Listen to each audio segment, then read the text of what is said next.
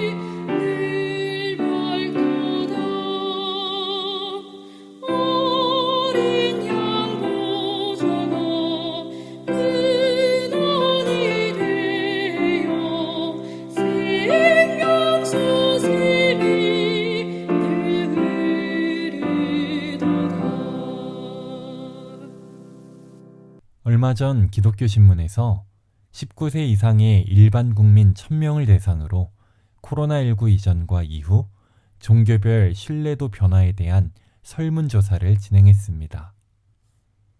이 중 개신교에 대한 신뢰도 변화에 관한 질문에 응답자 63.3%가 더 나빠졌다고 답했고 34.8%는 이전과 비슷하다고 답했습니다.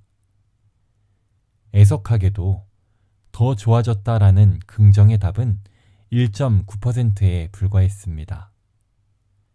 왜 이런 결과가 나왔을까요? 가장 큰 문제는 바로 언행일치되지 않는 그들의 삶이라는 것입니다. 입으로는 하나님의 사랑, 예수 그리스도의 은혜를 말하지만 정작 그들의 삶 속에는 예수님이 보이지 않는 것입니다. 세상 사람들은 우리의 삶을 읽으며 예수님을 발견할 수도 있고 그렇지 못할 수도 있습니다. 오늘 기도력 말씀은 이 땅에서의 예수님의 삶의 모습을 보여주고 있습니다. 그분은 어떻게 일하셨으며 어떤 영향력을 끼치셨는지 자세히 설명합니다. 기도력에 있는 말씀입니다. 예수님은 일을 즐겁고 재치 있게 하셨습니다. 성경에 기초를 둔 신앙을 가정생활과 일터에서 응용하고 세상의 사업에 힘을 기울이면서도 일편단심으로 하나님의 영광만을 염두에 두려면 많은 인내와 영성이 필요합니다. 바로 그러한 상황 속에서 그리스도는 이웃을 돕는 자가 되셨습니다. 그는 하늘의 일을 생각할 시간이 없을 정도로 세상의 관심사에 몰두하지 않으셨습니다. 자주 하늘의 시와 노래를 부르며 마음속의 기쁨을 표현하셨습니다. 나사렛 주민들은 그분이 음성을 높여서 하나님께 찬송과 감사를 올리는 소리를 듣곤 했습니다. 그분은 노래로 하늘과 소통을 유지했습니다. 그분의 동료들은 일이 피곤하다고 불평하다가도 그분의 입술에서 흘러나오는 달콤한 가락에 원기를 회복하곤 했습니다. 그분의 찬미 소리는 악한 천사들을 쫓아버리고 향연처럼 그곳을 향기로 채우는 듯 했습니다. 그분의 노랫소리에 귀를 기울인 자들의 마음은 지상의 포로 생활에서 떠나서 하늘 본향으로 이끌렸습니다. 예수님은 세상을 치유하는 자비의 셈이셨습니다. 연로한 자, 슬퍼하는 자, 죄의 짐을 진 자, 순진하게 웃으며 노는 어린이, 숲속의 작은 피조물들, 무거운 짐을 짊어진 가축들을 막론하고 모두 그분이 함께 계심으로 더 행복해졌습니다. 능력의 말씀으로 여러 세계를 붙들었던 그분이 상처 입은 새 한 마리를 살리려고 몸을 굽히곤 하셨습니다. 그분의 눈길을 끌지 못한 것은 없었고 봉사할 가치가 없다고 무시당한 것도 없었습니다. 예수님은 지혜와 키가 자라면서 더욱 하나님과 사람의 총애를 받으셨습니다. 희망과 격려의 분위기를 자아내는 그분은 모든 가정의 복이 되셨습니다. 그분은 안식일에 회당에서 선지자의 교훈을 낭독해달라는 요청을 자주 받았고 듣는 자들은 익숙한 말씀에서 나오는 새로운 빛에 전율을 느꼈습니다. 그러나 예수님은 과시하지 않으셨습니다. 나사렛에서 사는 동안 그분은 결코 이적을 행하거나 능력을 나타내 보이지 않으셨습니다. 그분은 높은 지위나 칭호를 구하지 않으셨습니다.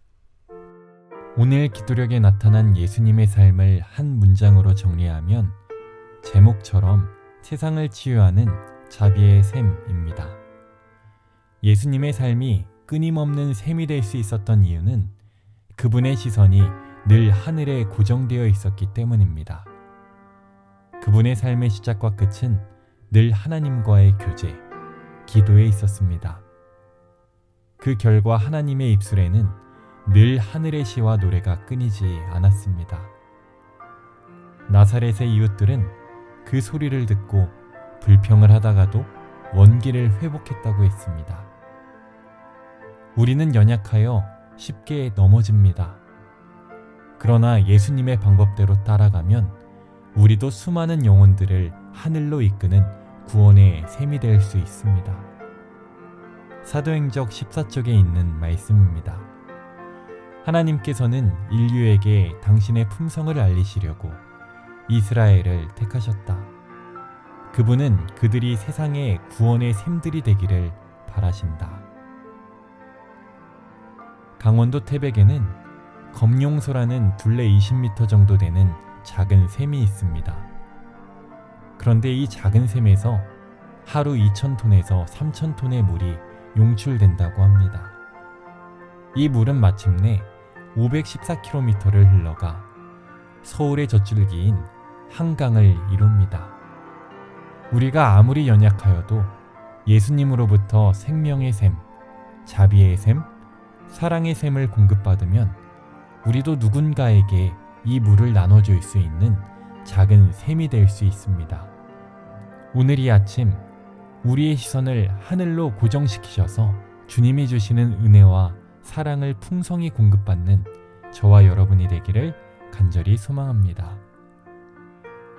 하늘에 계신 아버지, 연약하지만 우리에게 구원의 셈이 될 수 있는 특권을 허락해 주시니 감사합니다.